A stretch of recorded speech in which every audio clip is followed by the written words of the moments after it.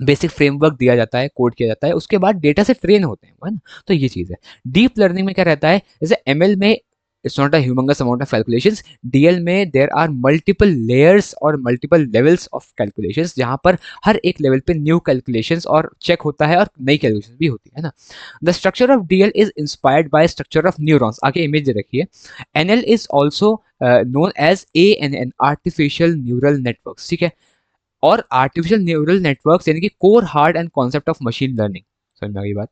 देखो अच्छा, अगर मतलब ऐसा समझ सकते हो तुम कि अगर ये मशीन, अगर मशीन लर्निंग ना हो तो हमारा डीप लर्निंग भी एग्जिस्ट नहीं करेगा कुछ हद तक।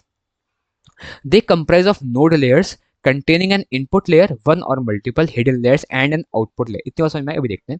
देखो ये है इनपुट लेयर, यहाँ से डेटा आ रहा है, बीच में लेयर्स हैं जो कैलकुलेट कर रही हैं, तुम्हें तीन दिख रही है, मे बी बहुत सारी और हिडन लेयर्स हो। अगर यहाँ पे कैलकुलेट हो गया तो वो आगे बढ़ जाता है डेटा।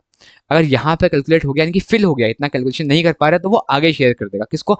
नोड, आगे वाले नोड को। जैसे यहाँ लिखा हुआ है, if the output of any node is above a specific threshold, यानी कि limit, that node is activated, sending data to the next layer of network, otherwise no data is passed, and if the numbers of layers including the input and output is more than 3, then it is a deep neural network। यानी कि for example input layer है, output layer है, और यहाँ पे दो deep neural network की hidden layers है, तो ये टोटल चार हुए, टोटल चार हुए, ये तीन से ज्यादा है नहीं है, बिल्कुल ज्यादा है। तो यानी कि ये ऐसा मॉडल या ऐसा स्ट्रक्चर को हम क्या कहेंगे? डीप न्यूरल नेटवर्क कहेंगे।